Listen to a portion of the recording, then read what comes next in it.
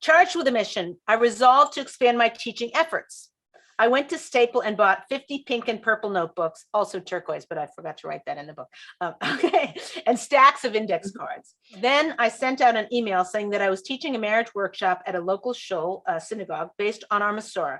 Creating a formal syllabus took less than a day. This is true, actually. Is that insane? I just outlined the key lessons I'd worked on all the years. However, even though I'd been teaching relationship classes for decades, this was the first time that I was truly apprehensive.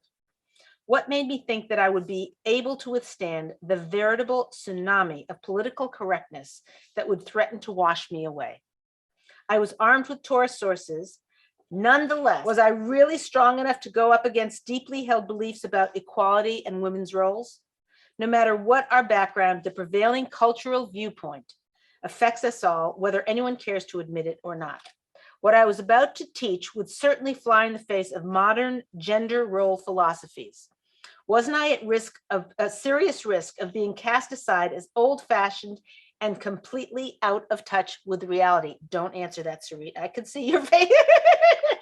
Okay, maybe I'm gonna get my crochet back here. Hold on a second. Okay. By the way, I was literally just gonna say the only out of touch with reality that you are is in the crocheting and the cowbells. Can I tell you something though? Crocheting is very hip and cool right now. So you're I out know, of touch. I know. Second of all, I know, now I'm doing know. weaving, and weaving is very cool. It is so much fun. Anybody who hasn't weaved, if you want, like the last show we talked about happiness, start weaving. You'll say whatever. There's a lot of videos on it on YouTube. It is the most fun, and it's a relatively inexpensive hobby, and they come out gorgeous. And then everyone walks in your house and like, wow, where'd you get them? Like, I made that. Woo-hoo. So, okay, ready? Let's go back to the bottom of page 26. Maybe I would get lucky and women would be polite enough not to walk out in the middle of my lecture.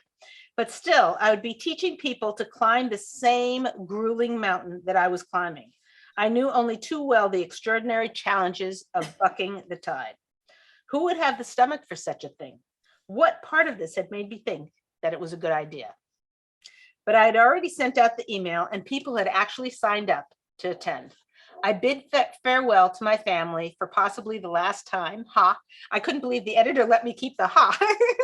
I actually had a LOL there. She changed it to ha. Okay, fine. I bid farewell to my family for possibly the last time and marched off to teach. I entered the room filled with women, young and old, teachers and rebbitzins, professionals and leaders in the community. I remember that feeling like, how did this happen? Okay, somewhere in the middle of my lecture, I quoted the Rambam. A woman must respect her husband exceedingly. One influential woman crossed her arms and glared at me.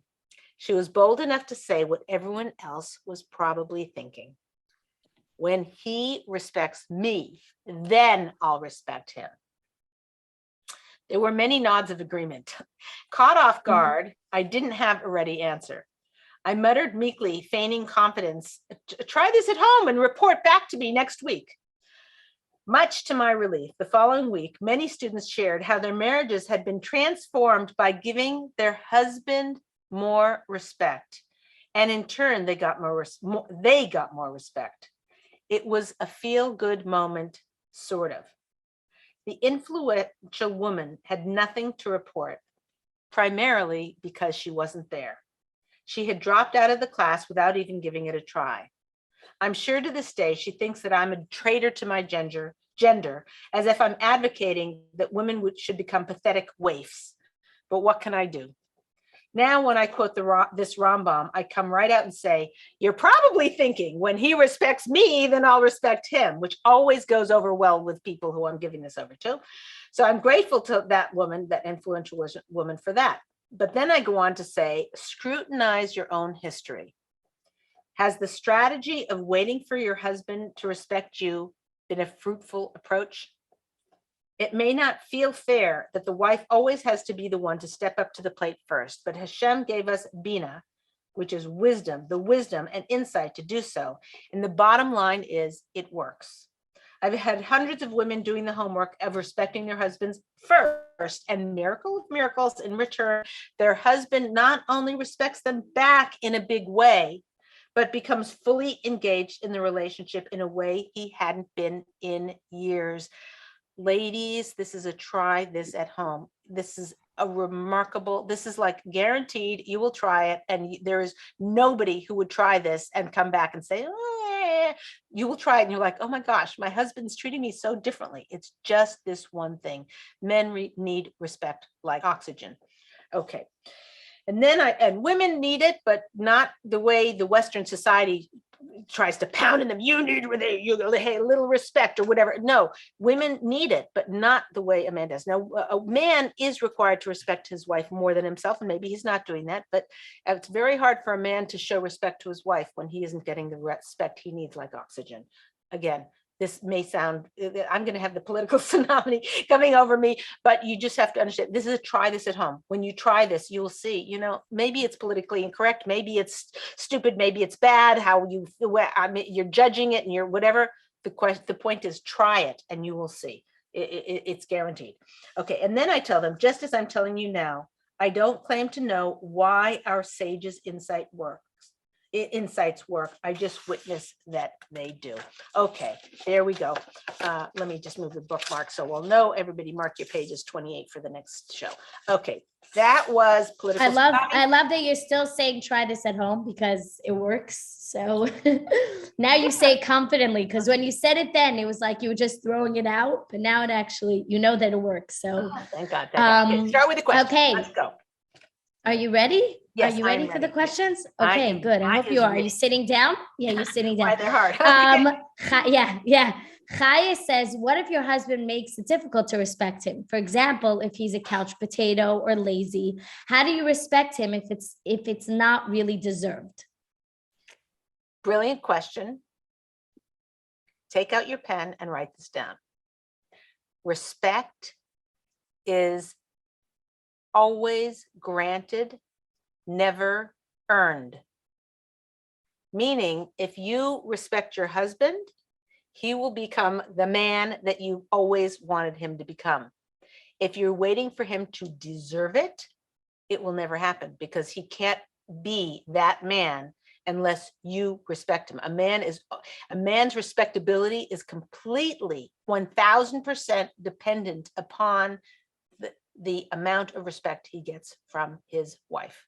End of story. And this isn't Leah Richeimer's, oh, that's an interesting idea there. No, this isn't me. This is our 3,000-year-old bulletproof track record of success, philosophy, or directive that you respecting your husband makes the man. You build your husband. This is not something that floats out of the sky. So if he's lazy and he's sitting on the couch and he's doing nothing and he's, whatever other good things that make you feel like you can't respect him, I'm telling you now, do everything in your power to start respecting him for everything. And what that looks like is, wow, I like the way you drive. Good luck with that one. Okay, we had a whole, when I had a group of women, and we had this, right, Sarita, this whole thing about driving. Oh my gosh, driving. And they're saying they're nuts with their husband's poor driving, et cetera, et cetera. Actually, maybe standing on one foot, I'll just tell you about that. So women are so mad at their husband for driving poorly. What they don't realize is that when you're driving, you're over here. When you're a passenger, you're moving 4 feet about to the right. And so now it looks like every car is going to hit the rear view. What's that? What's the side mirror? And you're like, oh my God, oh my God, oh my God. The reason is because you've changed. You've shifted 4 feet to the right. So you feel like you're going to crash into all right cars. If you were sitting where he was sitting, anyway, everyone thinks their husband's a horrible driver, but no, it's only because you've moved your seat. And your husband could also be a horrible driver. But your job in the car is to put some duct tape on, okay? He should also, but I'm just telling the women what to do so that they can have a great marriage. You put duct tape on, don't say a thing to your husband, whatever, but how did I get off on this track? Sarit, tell me what was the question in the first place? Respecting. This was actually the second part of her question was, what does respecting your husband look like? And you were actually giving one of the examples of how to show your husband respect. Fine. So there is to say nothing. The other thing is to compliment him even when you don't feel like it. To compliment him on, he fixed the sink thing, but it's still dripping all over the place. Great job, dear. Does this mean manipulation? Does this mean deception? You can define whatever you want to define. I'm telling you what works. And that is to show him gratitude and appreciation for everything that he does. That's part of respect. It's part of like a kid, you're sitting there talking, your husband's talking about something and a kid interrupts and you're like, you look horrified. You look at the kid, your father is speaking. Well, I had to do it, and he's saying what he's saying is wrong. It doesn't matter. Get to your room. It means showing your husband ultimate respect in front of everybody. It means complimenting him in front of your in-laws, in front of your parents, in front of your in-laws. It means there's actually a whole section on it, and we will get to more about respect. There's actually, I think, like 50 things or whatever that talk about respect. But right now, today, start putting in your mind that respecting him him being respectable is sourced from you, that you can bring out the absolute best in your husband by respecting him. And that's just the way it is. I don't know why it's that way. Is it fair that it's, I don't know. I'm telling you what works, and your husband will get off the couch. You will see, and even if he doesn't, respecting him, accepting him for who he is or whatever, but I will tell you, this will bring out the best in your husband. And laziness and being a couch potato or any of the other things that a husband does that you feel are unrespectable, if you start showering respect, he will live up to your good opinion of him. Okay, next question. Yes, it's funny because Elena said, I remember reading somewhere that respect is an action, not a feeling. You can treat someone respectfully regardless of whether the feeling is there yet. She probably read it here. Yeah, exactly, probably. And she also actually said, when you were talking about the driving thing, I think women just love that driving example. She said, I say Tehillim, which is Psalms, when my husband drives. So there you go. I think we both feel the same way. But Chaya, I wouldn't, hold on, before you get to the question, I wouldn't let him know you're saying Psalms. That's disrespectful. That would make, if you were driving and you heard him in the chair next to you, oh, please God, please save us from an accident, you'd be like, not having, it would be painful and hard for you. So don't even go there. Okay, go ahead. What's the next question? Yes, so Chaya, back to Chaya, who asked the question. So she added to her question. She says, it's so much easier said than done. What are some practical tips to start faking your respect for him? Fake it till you make it.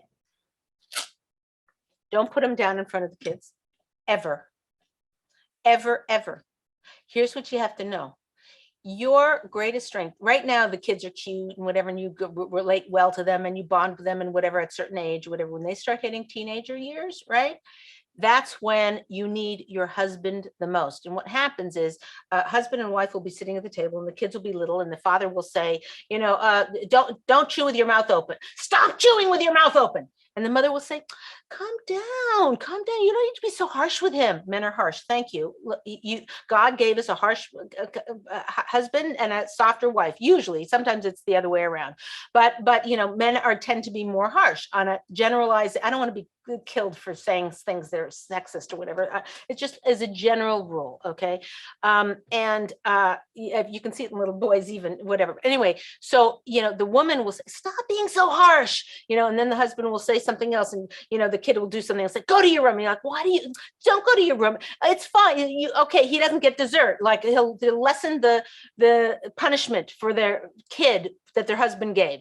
So what they basically are doing is spending a decade chipping away at their husband's respectability, at the kids' ability to look up to their father, the kids' ability to. Now, you don't obviously want abuse going on in your home, so you have to ask somebody, a therapist or somebody who's knows red flags of what is and is not acceptable behavior. But for the most part, let him parent the way he parents and you parent the way you parent. And later you might say, you were a little harsh with him and sending him to his room for scraping his fork on the plate or whatever, maybe we can ease up a little bit. That's fine to do in the background if it's done in a kind way. And we'll get to communication, whole segments on that in the future. But at the time, a wife spends 10 years chipping and chipping and chipping away at her husband's respectability and his authority figure in the home.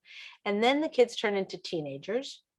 And right when they need that father the most, the kids don't respect their father. The wife herself has pulled away all of the the strength that the father has to run the home, to help run the home and to run it with her. And so you're shooting yourself in the foot. So the beginning process of respect is to think about the ramifications of all of the things you're doing. A woman knows when she's disrespecting her husband. She knows when, he says, "Oh, I'm gonna take out the trash," and she's like rolling her eyes, like, "Yeah, right, you're gonna do that." That's disrespectful, but it's also shooting herself in the foot again. It's sabotaging him and sabotaging you. It's not bringing out the best in him. If you say, you're gonna bring out, he says, "I'm gonna bring out the trash," and you say, "Oh, thanks, I really, really appreciate it, because the kitchen is starting to smell and I've got to go cook food in there," whatever it is. If she treats him like he is respectable, he'll grow into that. And again, there's many things in Marriage Secrets. You can skip ahead if you need desperate rehab on respect. There's whole sections on it. Okay, go ahead, Sarit. What's the next question? So by the way, just on the side, Stacy said, "Where did you get such cute duct tape?" She wants to keep it around as a reminder. I think we need to sell. We need to make marketing. I need to. Yeah. But we definitely can sell it as a Ladies Talk Show duct tape as a product. Great with our logo, with the Ladies Talk Show, like we have a boxing glove. Ladies Talk Show. We need duct tape with Ladies Talk Show. Okay, good. Let's go. My problem is I wouldn't use it. My husband would be like walking around with the duct tape. Like, "Here you go, honey." Well, he only could Please put it on. We'd have blue duct tape. We okay. All right. Okay. Okay. So we have a question from Jacqueline. She said, "In my first marriage," so obviously on a second marriage, "respect from him did not exist. It's hard not to be skeptical. It's hard to believe that respect exists. How can I bring it into my marriage now?" I don't understand the question. Basically, in her first marriage, there was no respect. Either direction. I mean, she obviously either direction. Okay. So it's hard. She's a little skeptical that it's something that she can even, it's hard to believe that it even exists, respect. And how could she bring it into her marriage if she just never I don't understand. That? Can you ask her, Jacqueline, can you type in what you mean by it doesn't exist? Like, kindness doesn't exist. There's tension in the house. You don't respect your husband. He doesn't respect you. I'm not following exactly what you mean by it doesn't exist. I mean, it's like saying anger doesn't exist, or it's like saying, kindness doesn't exist. They exist.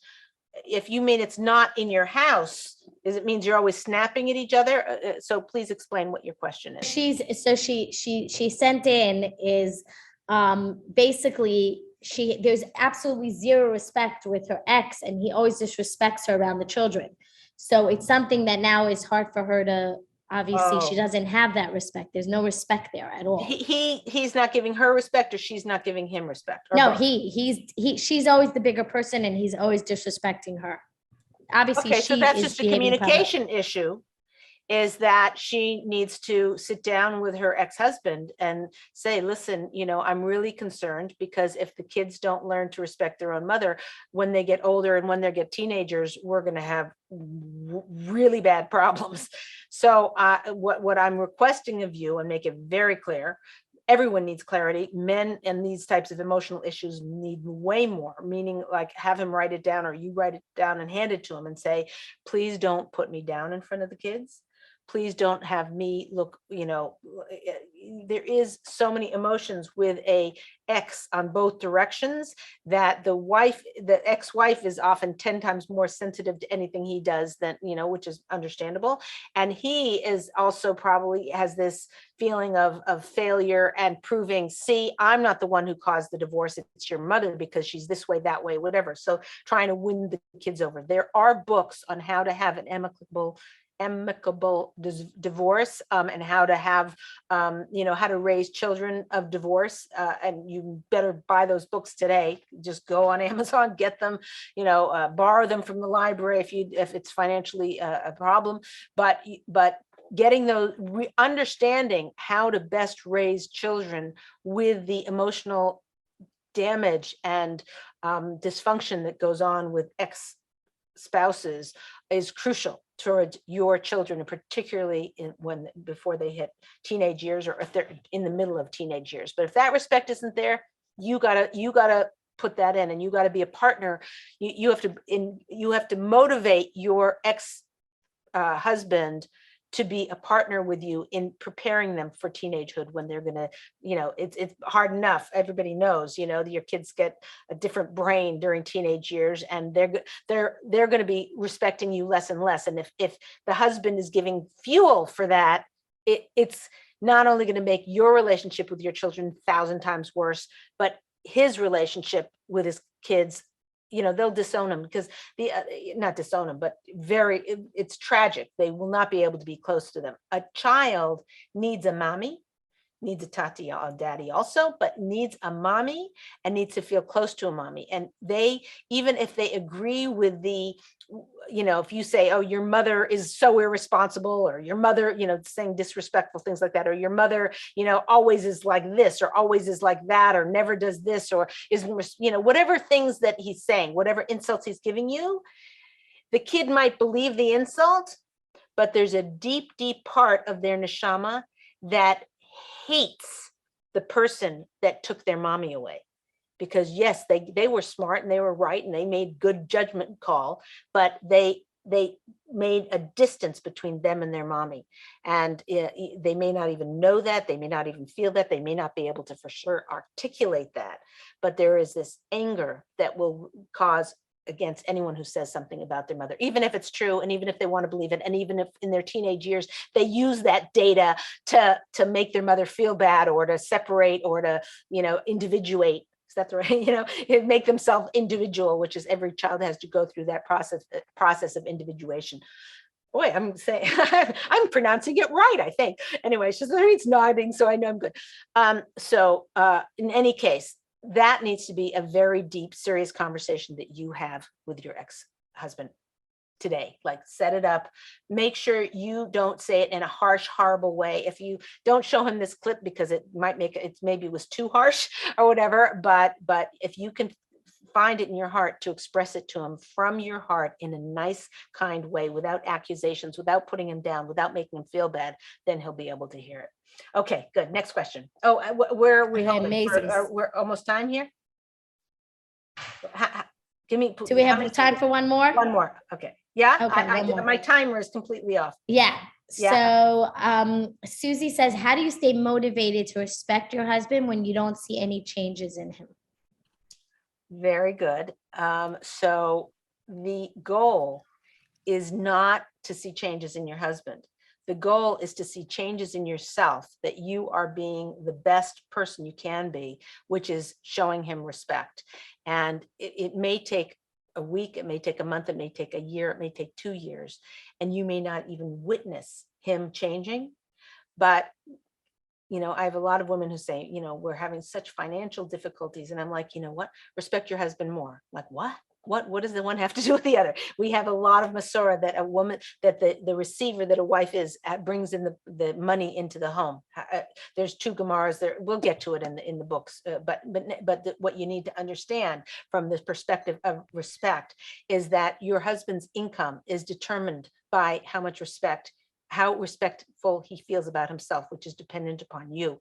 So even if you don't see him changing, you'll start noticing your bank account getting bigger, or you'll start noticing that he is kinder to you around your mother-in-law, or various things that you may not witness. You may not think that it has to do with the respect, but this is a guarantee. If you respect him more, you will see if you respect him more, all kinds of phenomenally good things and blessing will come into your home, whether you witness it or not. It's nice to witness it, because it's like a pat on the back, go me, and proves that it works. You may not see it, but it is guaranteed from God himself that is taking place. So you don't have to worry. Just keep going at it. And just, sometimes it's very hard when you're on a diet and you keep not eating, and the scale doesn't change. And it's so frustrating. Maybe the fat is turning into muscle, and that's why the weight is the same. Who knows? We don't know, but it's the right thing to do. And you just keep going and keep going and keep going. Okay, we're out of time. This is Leah Richeimer. To be continued. We'll see you next time.